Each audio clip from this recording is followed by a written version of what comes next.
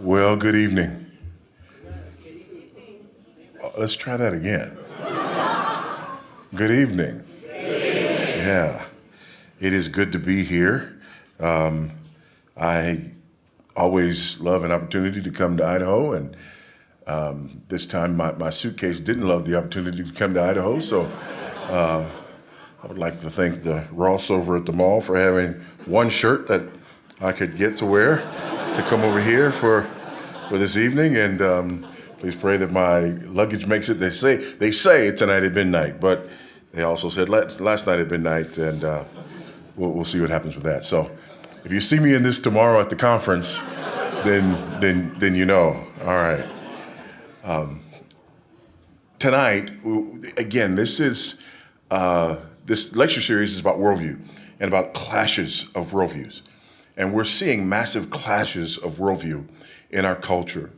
And these clashes of worldview have become clearer and clearer around issues of masculinity, femininity, manhood, womanhood, and in the relationships between men and women.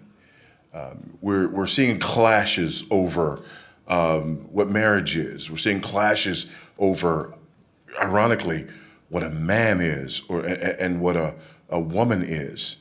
We're seeing clashes over the English language and pronouns, right? So all of these things are happening, and what I want us to do, I want us to look at this from a worldview perspective. Now, when we talk about worldview, there's several ways that you can describe it. A worldview is really your underlying assumptions that you rely on in order to interpret reality. Your worldview functions like a pair of glasses. We've heard the saying, looking at the world through rose-colored glasses, right? Whatever, your glasses are, they're going to color everything that you see. That's what your worldview does. Your worldview colors everything that you see. Another metaphor we could use is your worldview is like, it's like a map. I've been riding around town today looking for clothes to wear. And it's been interesting to have the GPS, right? I'm in an unfamiliar place, and the GPS will orient you, right? You look at a landmark, and then you look at the map, and that helps orient you. Our worldview does that for us as well. Our worldview orients us. And then lastly, your worldview is like a puzzle picture. If you've ever put together a puzzle, you get the puzzle, you get the box, and there's all the pieces in the box. You open the box, you pour out all the pieces, and then what you don't do is get rid of the box, right? Because you need the box in order to determine where these pieces go, right? Especially if it's one of these big old, several thousand piece puzzles. So what you do is you pick up a piece and you look at the composition of that piece, and then you compare it to the picture on the box, right? And that box sort of helps you, the finished picture, what it's supposed to look like when it's done, helps you to determine where a given piece goes. Your worldview functions in that way. Your worldview sort of says to you, this is what things are supposed to be like. So life throws you a puzzle piece, if you will, and you look at the composition of that puzzle piece and try to determine where it fits based on your worldview. So those are some ways that we kind of get our head around what we're talking about here.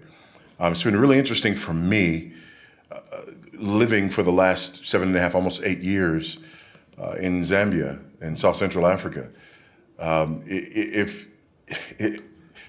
of the most interesting aspects of it is you never really examine your worldview until you are exposed to other worldviews. Most of us we don't think we even have a worldview, right? Things just are a certain way, right? We come to our worldviews uncritically, but when they're challenged, then all of a sudden we begin to think about our worldview. Now, there's a couple of ways that we can communicate our worldview. One way that we can communicate it is the elements of our worldview. And, depending on how you want to categorize it. There are a number of different ways you can do it, but I like to categorize it with these five, right? Your worldview helps you determine your view of God, man, truth, knowledge, and ethics. Okay? God, man, truth, knowledge, ethics. What you believe about God. Is there a God? Is there not a God? What you believe about man. Where did man come from? What is man's purpose? What you believe about truth, right? Is truth absolute or is truth relative? What you believe about knowledge. How do we come to know things, right? And then what you believe about ethics. Again, these are the five main pillars, if you will, of a worldview. But tonight, what I want us to do is I want us to examine it from a different perspective. And that's from more of a meta-narrative perspective. Because another thing that your worldview does is it tells the story that explains the world. It tells a story that explains why the world is the way it is. And I want to do this by posing what I like to refer to as life's ultimate questions, and then look at a few different worldviews and the way that they answer those questions. Particularly, I want to look at how secular humanism answers those questions, how neo-Marxism answers those questions, and then how biblical Christianity would answer those questions. And I want to look at a particular biblical text here, Colossians chapter 1, in answering that and describing that. So my goal here is to help us understand where the differences lie, to help us understand why we can look at the same puzzle piece or the same map, but be seeing very different things. And that's what's going on, right? That's why there's such a clash going on in the culture at large, because we're looking at the same things. For example, in the shooting that happened in Tennessee, it was just amazing to me. I saw a piece today from MSNBC, from Joy Reid's show on MSNBC, and they were talking about, presumably, the Tennessee mass shooting at the Christian school. But the headline read, "Transgenders under siege in America." Yeah, just marinate on that for a minute. We're talking about these people, these 9-year-olds who were slaughtered at school. But when Joy Reid is discussing this issue, the headline is "Transgenders under siege in America." Okay? And by the way, under siege, that's combat talk, right? That's militaristic talk. It's mind-boggling. But this is a worldview issue. The guests that she had on, some of the things that they were choosing to say, some of the ways that they were choosing, to sort of position their arguments, it was quite amazing. But again, the difference is worldview. So let's look at that. Those 4 questions. Who am I? Why am I here? What's wrong with the world? Because something's wrong with the world. And how can what is wrong be made right? Every person who has ever lived, every person who will ever live, is going to has wrestled with these 4 questions. And your worldview has a meta-narrative. It has a story, an overarching story that helps you to answer these 4 questions. Who am I? Or who is man? Why am I here? Or why is man here? what is wrong with the world? And how can what is wrong be made right? Now, full disclosure, in order to do this in the time that we have, I'm going to paint with some broad strokes here, okay? But I think you'll get the general gist. So if we pose those questions for the secular human worldview, who am I? Well, according to secular humanism, at the end of the day, I am the result of random evolutionary processes, okay?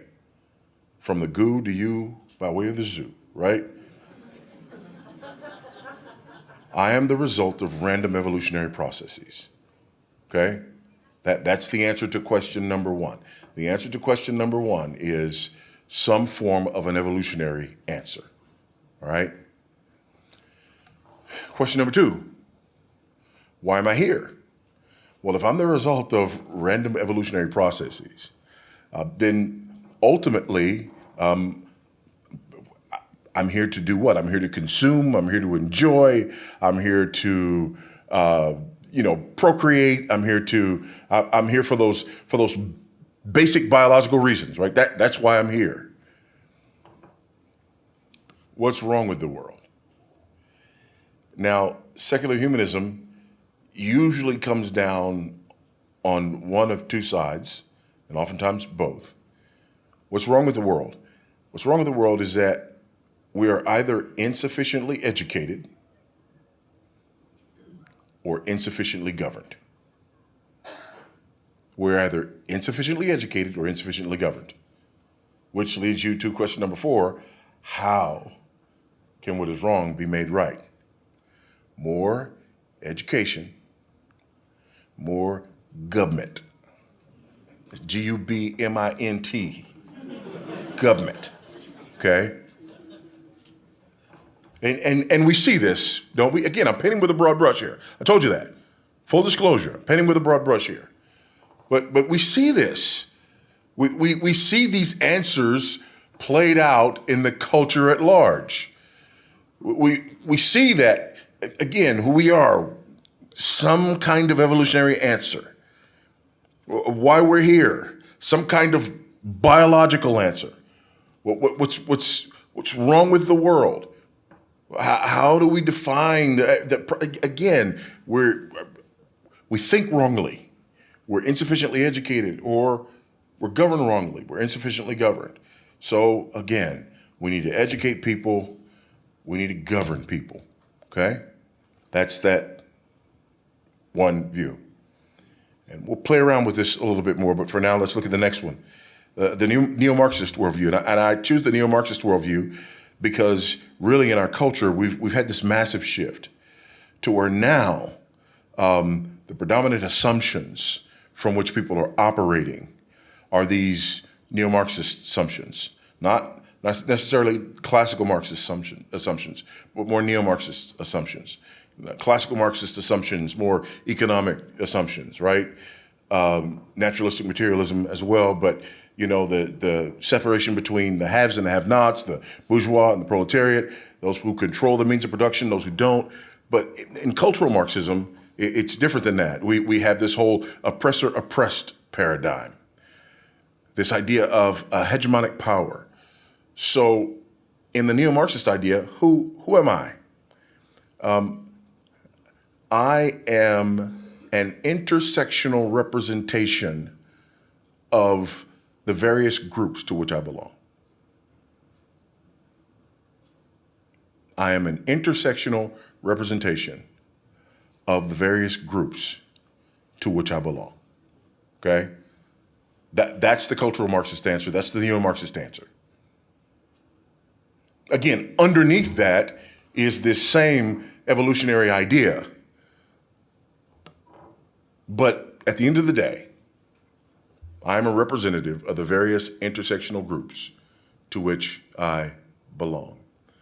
I'm a representative of the various constituencies that I represent, okay? And we hear this all the time, right? We hear this in politics all the time. How's he or she doing with this group of people? How's he or she doing with that group of people, right? Not who is this person, not, what are their positions, not what's the merit of their positions. How's their messaging doing with this intersectional group? How's their messaging doing with that intersectional group? And then we judge people not on the merit of their arguments or their positions or their track record, but we tend to measure them based on the merit of the various intersectional groups with whom they identify or who identify with them. So if this candidate is popular with this intersectional group that we've deemed evil, white, male, cisgendered, heterosexual, native-born, able-bodied, right, on down to Christian, right, at the end of that, right, if you're doing with those good with those people, you're doing good with the oppressor group. And if the oppressor group likes you, doesn't matter what's coming out of your mouth, right? The oppressor group likes you, then that means you're advancing the hegemonic, oppressive power. You're a bad person because they like you, okay? So why am I here? Well, I am here to participate in this power struggle. If I am part of the oppressive group, then I am here to oppress people unless and until I'm made to stop oppressing people. If I'm part of one of the oppressed groups, then I am here to fight the power of the oppressor, right? And to somehow get the oppressor to cede power by force if necessary, and it's always necessary. Amen? Because according to my worldview, the oppressor will never cede power voluntarily, okay? What is wrong with the world? Well, what is wrong with the world is that the hegemonic oppressors are in power. That's how we explain everything that's wrong. We define wrong by disparity. So if there's any kind of disparity, by the way, you got to be really careful with disparity too, because it's disparities that we don't like, right? The neo-Marxists will say that they have a problem with disparities, but they don't mean that. What they mean is we have a problem with disparities that we don't like. And particularly, we have a problem with disparities until they don't fit our narrative, okay? So if there's a disparity in incarceration, that fits our worldview, that fits our narrative, we press that. If there's a disparity of more black people in the NBA, NBA is like 70% plus, NFL 60% plus, that's a disparity, but we don't talk about that. Those disparities are not evil. Other disparities are evil. If there's a disparity with, women in a particular career, STEM, that's oppression. That's oppression. More women in college than men, stop talking about that. Not as many women digging ditches or picking up trash, hush your mouth. Okay? So again, we're selective about the disparities, okay? But the problem, what's wrong with the world? It's the hegemonic oppression. How can what is wrong be made right? The oppressor has to be forced to cede his power to those who are oppressed. And when that happens, it will usher in utopia. Just don't read Animal Farm. Just don't read Animal Farm, right? It won't happen like that. It won't happen like that. Because once the oppressor is gone, those oppressed groups will never, ever oppress one another. Okay, so those are those answers. Again, broad brush, but remember the questions. Who am I? Why am I here? What is wrong with the world? How can what is wrong be made right? But how does a biblical worldview answer these questions? That's the worldview that I'm here to represent. So that's what I really want to give my time to For those of you who have a Bible, if you want to look on the Bible, if you got the Bible on your electronic device, like me, I have my Bible on my electronic device up here. It's in the book of Colossians. Colossians chapter number 1. Colossians chapter 1. Again, answer these questions. And as I answer these questions, here's what I want you to understand from me. I want you to understand why it is that this is the worldview that I've settled on. Why this is my answer. And I know you're probably like, well, you settle on that one because you were raised in that one. Well, actually, I wasn't. I was raised in South Central Los Angeles, California, by a single teenage Buddhist mother. I never heard the gospel till my freshman year in university. So this was not the worldview with which I was raised. Not by a long shot. Okay? Not by a long shot. All right? And we can talk about that a little bit more later, but for now, let's just get into that. I just want to get that out there, okay? For anyone who's going to have a hard time hearing what I'm saying because of some assumptions that you're making about me and the various intersectional groups to which I may or may not belong. All right. First question, who am I? Look at verse 15. Colossians 1:15. He is the image of the invisible God, the firstborn of all creation. By the way, the he there is Christ. He is the image of the invisible God, the firstborn of all creation. For by him all things were created in heaven and on earth, visible and invisible, whether thrones or dominions or rulers or authorities. All things were created through him and for him. How does a biblical worldview answer that first question? Who am I? Here's the answer. I am the crowning glory of the creation of God.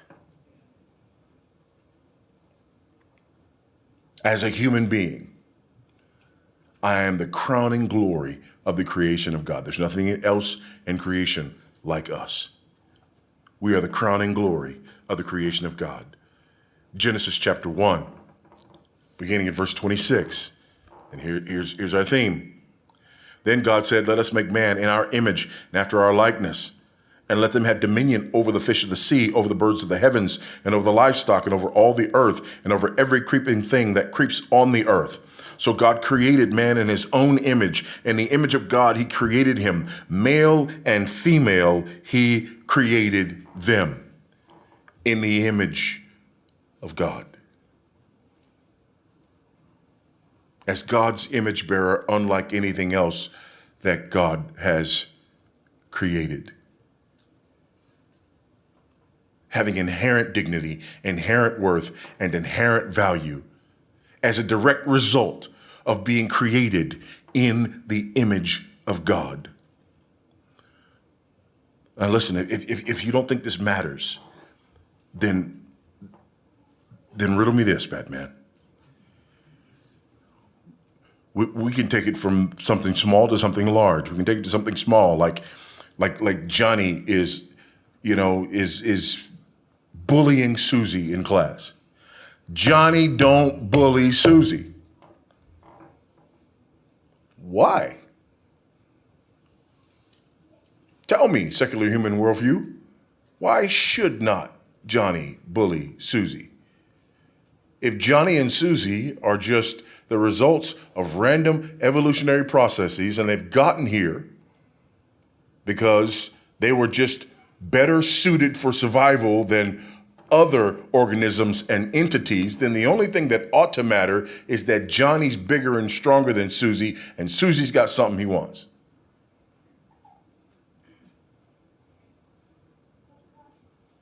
Well, no, we wouldn't answer it like that. No, you wouldn't answer it like that because you're inconsistent with your worldview.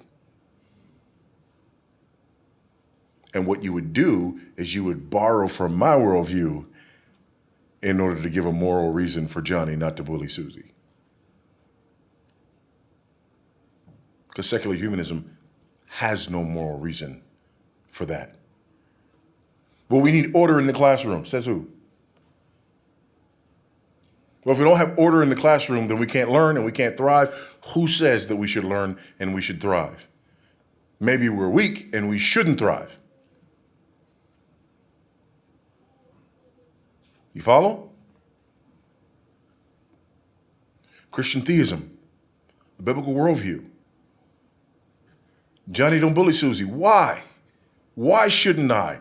Because Susie is made in the image of God and has inherent dignity, inherent worth, and inherent value as a direct result of her being made in the image of God.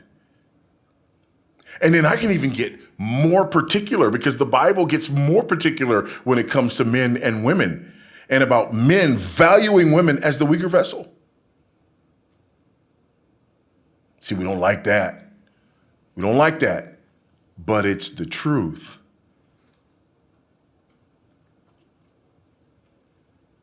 It's the truth. And it's a glorious truth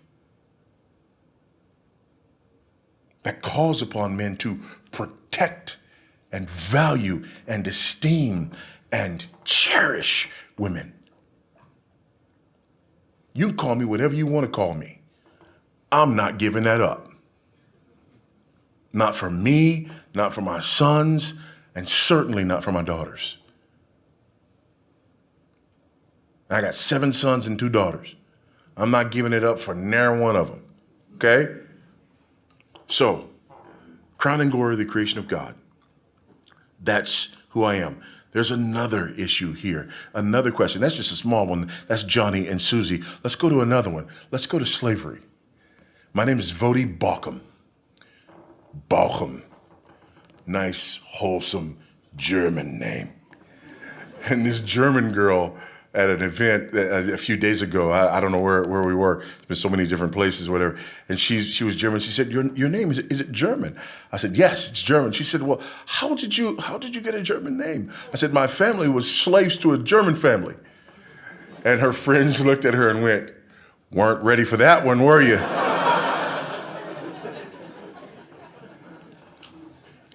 And then it was just one of those moments where the penny dropped, you know? She was like, yeah, I walked right into that, didn't I? And like, yeah, you know, we're good. Oh, we're good. We're good though, right? I've never been a slave. You never owned a slave. We're good, you know? Why, though? Why would slavery be wrong in an evolutionary worldview of any kind? Wouldn't it be the most right thing in the world in an evolutionary worldview? Especially a worldview that deemed certain people as less fit due to their avenue of evolution. Right? No. Christian theism says the crowning glory of the creation of God, made in the image of God with inherent dignity and inherent worth and inherent value as a direct result of being made by God in God's image.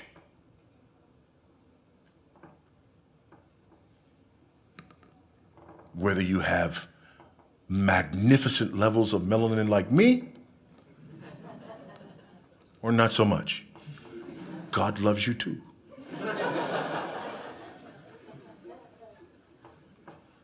So that's the who am I question. What about the why am I here question? Verse 16, therefore, by him all things were created, in heaven, on earth, visible, invisible, whether thrones, dominions, rulers, authorities. All things were created through him and for him.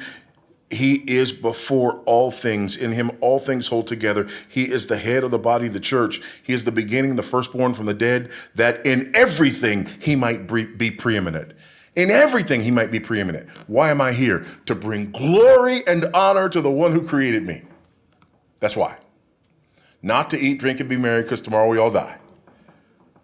I am here to worship, serve, bring glory and honor to the one who created me in his image.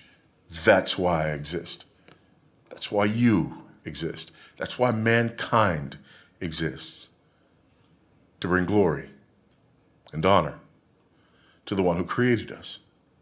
Why are men made the way men are and women made the way women are? Because it maximizes the glory that we bring to our Creator. That's why. That's why. And that's why it matters. That's why it matters.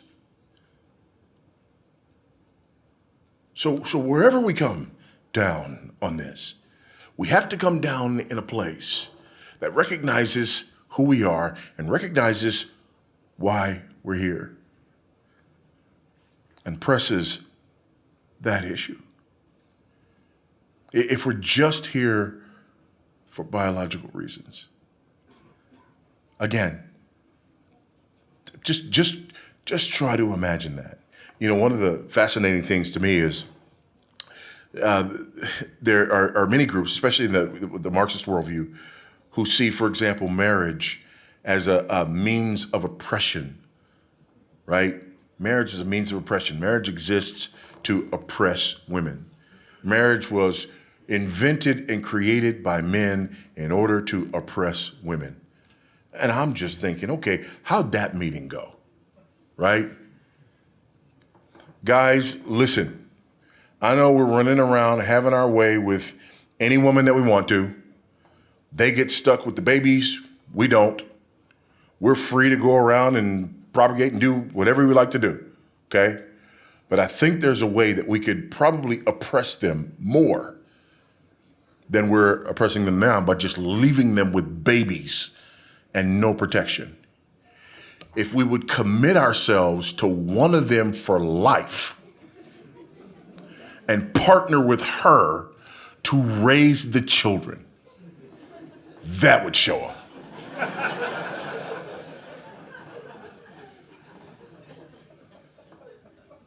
That makes no sense at all.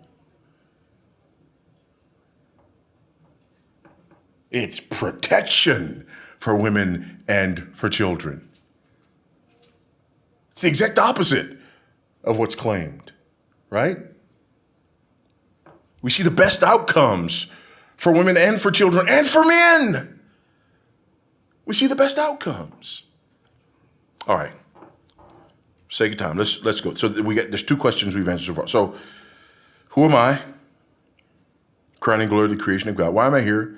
To bring glory and honor to the one who created me. What is wrong with the world? What's wrong with the world?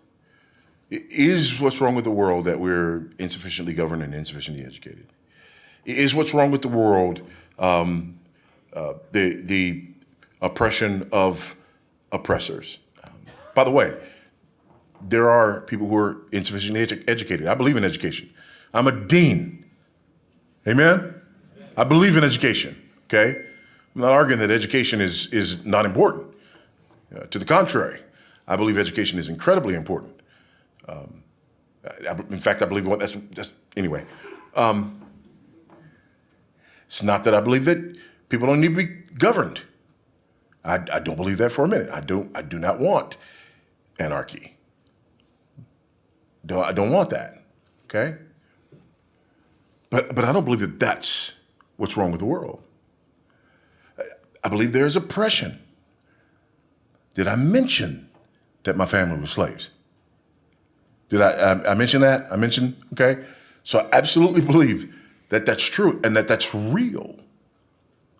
But that's not ultimately what's wrong with the world. What's wrong with the world? If you go down to verse 21, you get the answer to the question.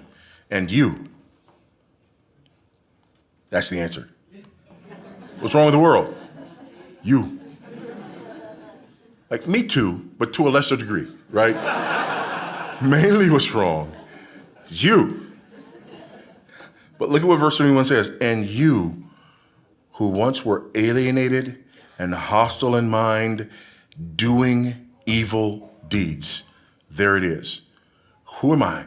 Crowning glory of the creation of God. Why am I here? To bring glory and honor to the one who created me. What's wrong with the world? I'm alienated from the one who created me. I'm hostile in mind to the one who created me, and I'm doing evil deeds. In other words, I exist for his glory, but I'm living for mine. The Bible has a word for this: sin. Sin. Being alienated from God, hostile to God, and doing evil deeds. Sin. What's wrong with the world? Sin.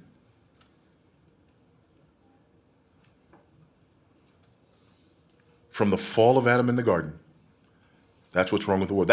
That's how our worldview answers this question. It says that men are sinners, that men are evil. Are there educational issues? Are there issues of, oppression? Are there issues? Yes, but at the end of the day, underneath all of that is wickedness in the heart of man. People are wicked. People are wicked. You don't walk into a school and slaughter 9-year-olds because you're insufficiently educated or because you're insufficiently governed. Yeah. Just one more law. One more law would have fixed that. No.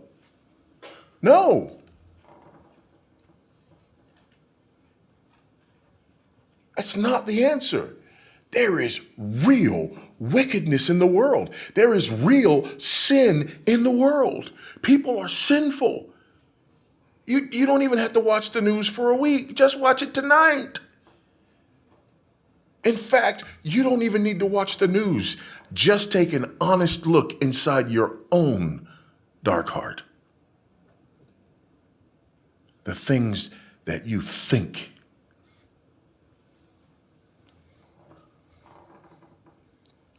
And I do. I've said this on a number of occasions, but I've had the privilege of being on college campuses and speaking on college campuses all around the country.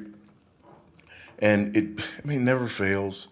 Some first-year philosophy student, wants to talk to me about the question of theodicy. And they got to say theodicy, right? Like, philosophy student, right? Well, how did you know? Because if you weren't a philosophy student, you'd just ask me why a good God lets bad stuff happen. But you got to say theodicy so that I know that you're a philosophy student, like whatever, right? And if God is omnipotent and omnibenevolent, yeah, philosophy student. If God is all powerful and all good, continue. Then why would he allow tragedies like that to happen to innocent people? That's the question. And I don't answer the question. I don't answer the question. Here's why I don't answer the question. Because I'd much rather force people to acknowledge the fact that they're not being honest about the question. They're not asking it the right way. I'll answer the question if you ask it the right way. And here's how you ask the question the right way. If God is so good, God is so powerful, and if God is so just, then why did he not kill me in my sleep last night because of what I thought, said, and did on yesterday? You ask me the question that way and we can talk. But you point outside of yourself and act like the only sin that a just and righteous and powerful God would deal with is the sin of those people, then you're arrogant or blind or both. Let's get into your wicked heart. And you talk to me about your amazement that God didn't strike you down because of your wicked and sinful heart. Then we can deal with the issue. But right now, you're not being honest.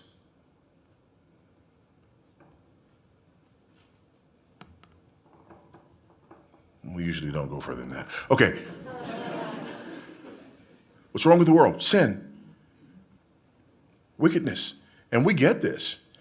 One of the first phrases that we learn to say with conviction is, that's not fair. We know things ought to be fair. We know things need to be set right. We know that. So how can what is wrong be made right? Last question, right? Who am I? Crowning glory of the creation of God. Why am I here? To bring glory and honor to the one who created me. What's wrong with the world? You. Sin, right? But mainly you. How can what is wrong be made right? Verse 19. For in him all the fullness of God was pleased to dwell, and through him to reconcile to himself all things, whether on earth or in heaven, making peace by the blood of his cross. So here Paul is arguing that Christ is the Son of God, that he's the God-man, that he's God in the flesh, that the fullness of God dwelled in bodily form, and that in his body he reconciled men to God through the blood of his cross. Verse 21, again, and you who once were alienated and hostile in mind and doing evil deeds, he is now reconciled in his body of flesh by his death in order to present you holy and blameless and above reproach in him. Christ died for sin, once for all, the just for the unjust, so that he might bring us back to God. Isaiah puts it this way: all we like sheep had gone astray. Each of us had turned to his own way, but God hath laid upon him the iniquity of us all. It's an amazing thing that the perfect, spotless, sinless Lamb of God would live a perfect life so that he could obey where we could not, so that his righteousness could be imputed to us, and then die a death that he did not deserve, so that our sin could be punished in him. So that, as Paul says in Romans, God could be just because he pours out his wrath on sin, and the justifier of the one who places faith in Jesus.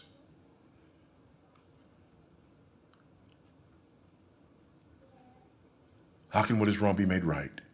Through the person and work of Jesus Christ. Through our sin being atoned for, and us being transformed and conformed to the image of God's righteous Son, Jesus. That's how Christian theism answers those four questions. Now, here's what's interesting. We hear that,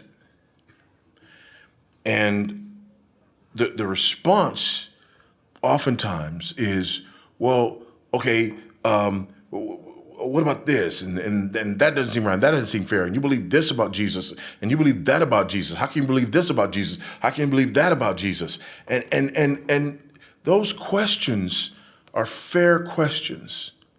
However, again, I want to sort of set the table for asking those questions. It's amazing that people hear me talk about Jesus being God in the flesh. They hear me talking about a triune God. They hear me talking about penal substitutionary atonement. And they're like, how can an intelligent person believe that? And they're an intelligent person who believes that nothing exploded and gave us everything.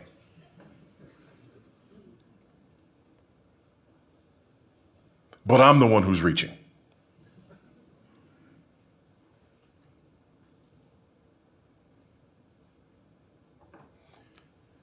Here's the deal.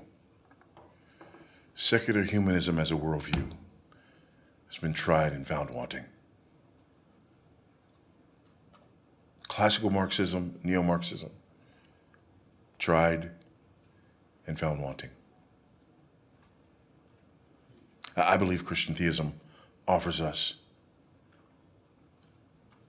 not just superior answers to life's ultimate questions, but the only legitimate answers to life's ultimate question. And at the end of the day, the only answers to life's ultimate questions that leave us with any real hope. And that's what I want for us. And I think so many times, we have discussions about things like this, and we talk about, homosexuality and transgender and, same-sex marriage and, all of these issues surrounding sexuality. And we talk about, feminism and all these sorts of things. And we talk about it, and often my perspective is painted as one that is ultimately a power grab, right?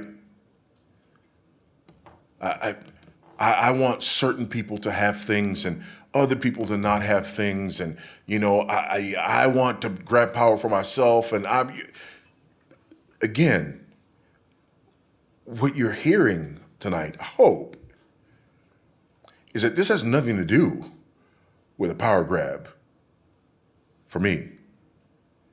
My desire is that Christ might have the full reward for which he died. That's my desire. I believe this because I believe it. I teach this and I preach this because I believe it, and because I believe that you are made in the image of God, that you have inherent dignity, that you have inherent worth, that you have inherent value because you're made in the image of God.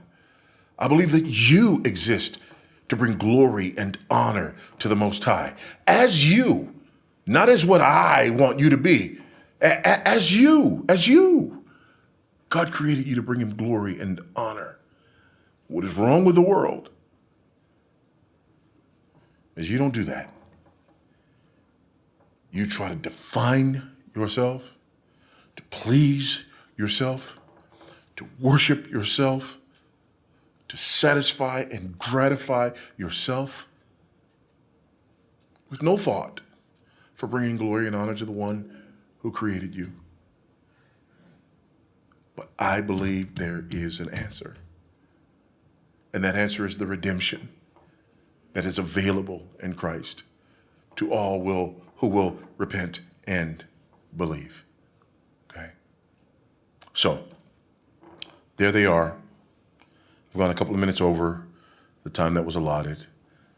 I hope that's okay. Been riding around town all day trying to find a shirt. Y'all can give me 3 minutes, right? Okay. So we're going to take our break, I think, and set up, and then we'll do our Q&A. All right, so the first question. God commands that we speak the truth in love. Yes. There is a war on truth and an attack on parental rights and the nuclear family. How can parents protect their children and stand up for the truth in love in a world undermining those trying to defend the innocent? I think the answer is in the question, right? We've been told to speak the truth in love. We've been told to speak the truth from that place of love. I think what we really need to be careful about is allowing the culture to define love. So here's what the culture does. The culture says, because they know that we've been told to speak the truth in love, right? They know that God is love. They get that. They get that we've been called and commanded to love. So what they do is they redefine love. And they redefine love as agreeing with me, right? Love means you agree with me. So then, whenever we openly disagree, they can come back and say, aha, you're not being loving. That's not very Christian, right? So, no, we can't do that. I think what we need to do really is push back and start defining love for people, helping people understand what love is, right? God is love. And I love, there in 1 Corinthians 13, love does not rejoice in wrongdoing, right? Love does not rejoice in evil. Love does not rejoice in wrongdoing. So if there's wrongdoing, then the loving thing to do is to rebuke the wrongdoing, right? So I think we need to help people understand what love is. And I think we also need to understand the difference between, because sometimes people are not loving, right? Sometimes, let's just be honest, right? Sometimes people are jerks. I mean, sometimes they are. Sometimes they're ungodly in the way that they interact with people. And if that's the case, then that needs to be rebuked, right? But we need to understand the difference between us being out of line and somebody rebuking us because we're out of line, and somebody redefining love so that they can just off balance us, right? And keep us from engaging openly and honestly in the argument. And most times it's the latter and not the former. Thank you. Here's another question. I think it ties directly into what you were just saying there. How should Christians approach the topic of transgenderism with compassion? Can you ask a broader question? Yeah, we have to approach all topics with compassion. But I would say, again, that on this issue, we can't let people define compassion for us. So what's happened is that the culture has defined compassion as gender-affirming care, right? That's the standard. That's the standard in modern psychology. That's the standard in modern medicine, right? Gender-affirming care. Compassion means whatever the child, talking about children particularly, whatever the child says, that's what the child is. And we affirm that. That's the compassionate thing. Well, I reject that. That's not compassionate, especially in the midst of a culture where, let's just go and be honest, right? As grandma would say, tell the truth and shame the devil, right? We have a social contagion on our hands. The number of people who are identifying as transgender is skyrocketing, especially among young people. It's a social contagion, okay? And listen to the detransitioners. Listen to the people who had some kind of gender dysphoria and then went and then acted on it, and then that gender dysphoria resolved itself and they had done things that were irreversible. Was that compassionate? It absolutely was not, right? So even, for example, if we just take that, okay, and we say, okay, fine, there are a bunch of people who've detransitioned. So I believe the compassionate thing to do is to hold people off, especially young people, to hold people off, right? Because we know that in the overwhelming majority of cases, that this resolves itself without any kind of intervention, medical or otherwise, right? So the compassionate thing is to hold people off so that they don't do things that later on can't be undone, right? So again, we can't let people define compassion for us, right? And then come and say, okay, now that I've defined compassion for you, right, respond to this issue in accordance with my definition of compassion. No, we can't do that. Yeah. All right, another question. My wife has loved your ministry over the years, but is now pretty scared to attend Christian events that specifically speak against the transgender movement because of the recent massacre. Where do we go from here? Yeah, these are interesting times. And, coming up on April 1st, right, is the Trans Day of Vengeance. Is it Vengeance, right? The Trans Day of Vengeance. And, we got a lot of security around here as well because, we're, again, in the world but not of the world. Wise as serpents, innocent as doves, okay? So I think we need to do that, but I also think that we need to recognize that people become violent when they don't have an argument, right? So the last thing that you want to do is to shut down the argument at that point. People become violent when they don't have an argument. People get angry and they become violent. They start cursing, they become, all of these unhinged things when they don't have an argument. And right now, that's what we're seeing. There's not an argument. I mean, listen, we're right here in Idaho, and we're in Washington. You guys know the name Rachel Dolezal, right? Rachel Dolezal was head of the NAACP in, was it Spokane, right? Head of the NAACP in Spokane. She was identifying as a black woman, right? White as the day is long, okay? And so when her parents came forward and when it was discovered that Rachel Dolezal was not white, then there was all this backlash. People were talking about cultural appropriations. You know, you can't do that. Here's the deal. We look at Rachel Dolezal and we say, no, you're a bad person. You're a white person. You don't know what it's like to be black, and it's wrong for you to say that you're black. If Rachel Dolezal today said that she was a man, she'd be up for Man of the Year. How is that not cultural appropriation? Because here's the deal. Rachel Dolezal is genetically closer to me as a black person than she is to me as a man. Do you see the inconsistency there? Right? It just, again, as we say in the South, that dog won't hunt. And we need to press that. We need to press that. People are being harmed right now. And we need to press that. And I think as people become, unhinged, and as people become violent and everything else, I think it becomes even more important that we press this issue. And especially when you see, like, who saw that special? It wasn't a special. It was just on MSNBC with, I just said her name. No. That was the special. But Joy Reid, when she had Jim Wallace and the transgender person on with her talking about the shooting and that heading. I just did a response, video today with the Cross Politic guys, and I hadn't seen it. And they were like, watch it, and then you tell us to stop it. And so they put it up. I stopped it before it even started because of the heading. Transgenders under siege in America. I'm like, wow. Talk about Orwellian, right? Slavery is freedom, right?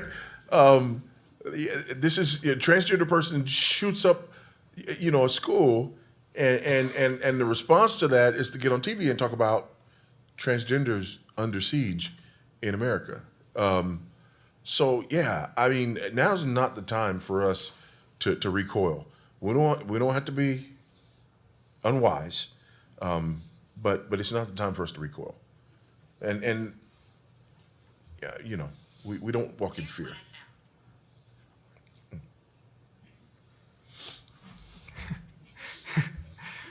All right, directly tying off that, we don't want to recoil. This question asks, after removing our kids from the public schools, what can Christians do to reform public education and combat specific issues like transgenderism in their communities? Yeah, I think there's a couple of things. Number one, I think people are doing good work in that regard, right? And I want to commend people who are engaging in the civic sphere on those issues. But I want to warn people who are engaging in the civic sphere on those issues, because we can get the schools to back down off of all things transgender, and they're still going to be anti-Christian by federal mandate and unsuited for our children, right? So we need to be real careful that we don't fall for it, and we don't, these books are no longer in the library, and, this stuff is no longer in the curriculum, and, these sorts of things. We're not having the drag queen story hour, and so now everything's okay. No, everything that led to that will still be in place. The worldview that undergirds that will still be in place.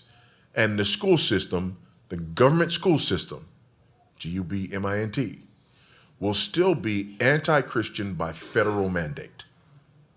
Okay. So the underlying worldview, where it has this framework of oppression and power dynamics, is that compatible in any way, even a small way, with the Christian worldview? No, not. Here's the thing. To the degree that there is oppression in the world, right? No whole lie can survive. It has to borrow, to steal an element of the truth. And we've all seen oppression, right? We all know that there are things out there that are oppressive. So in that sense, we as Christians, we recognize that there is satanic oppression, right? And in that sense, we are at war with oppression. But what I'm talking about is this neo-Marxist worldview that defines and understands all relationships as being defined by this power dynamic, by this oppressor-oppressed power dynamic, right? That's the difference. Right.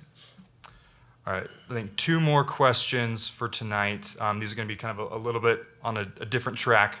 How would you respond to someone who insists that we need quote unquote proof for biblical truths? That depends on how they're defining proof, right? You know, in 1 Peter 3, as Christians, we're told to always be ready to give a reason to anyone who asks us the reason for the hope that is in us. So as Christians, we ought always to be ready to explain what we believe and why we believe it, right? So to that extent, I agree, but that's usually not what people are talking about. Usually what they're talking about is scientific proof for historic events. And what I mean by that is this, like the scientific method. In order to apply the scientific method, something has to be observable and measurable and repeatable. Right? We got some science majors in here, right? Right? You got a hypothesis, you got to be able to test the hypothesis, right? Got to be observable, it's got to be measurable, it's got to be repeatable. You don't use the scientific method for historical events. They're not observable, right? I can't observe George Washington's presidency. So I don't believe George Washington's presidency by the scientific method. I use an evidentiary method, right? I use the kind of method that you use in a courtroom. Okay, it's a different approach. It's a different standard. So oftentimes, what people are asking for is something that doesn't exist for any kind of historical event, right? So we have to be able to give a reason, right?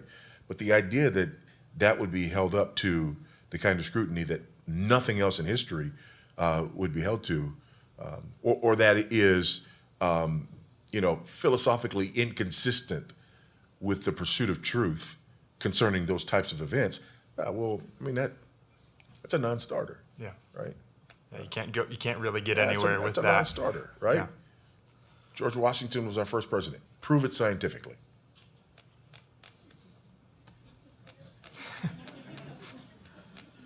Right. All right. One final question. Also a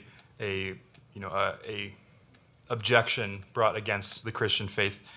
How do you address those who disagree with the premise that people are sinners and believe that man is inherently good, but just makes mistakes and they do bad things, but inherently they're good? How do I address those people? Have kids. That's how I address those people. Have kids, right? And you'll have to teach your kids almost everything. Sin will come naturally. It's in there.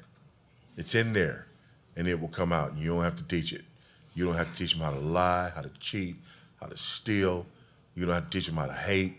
You don't. In fact, it's the other things. You have to teach them how to respect other people's property, right? You have to teach them how to tell the truth. You have to teach them how to, again, people who are saying that, they don't have kids. Yeah. You have to teach them why Billy shouldn't bully Susie. Yeah, exactly. Yeah. It's there. Then the other thing too, I think, is that when people hear, again, most people when they think about Christianity, they have a caricature of Christianity in their mind. It's not the real thing. It's not what you find in Scripture. The the husband-wife relationship, for example, right? They're not looking at Ephesians chapter 5. They can't be looking at Ephesians chapter 5 and talking this feminist nonsense of marriage as oppression and yada, yada, yada, right? The same thing when it comes to sin.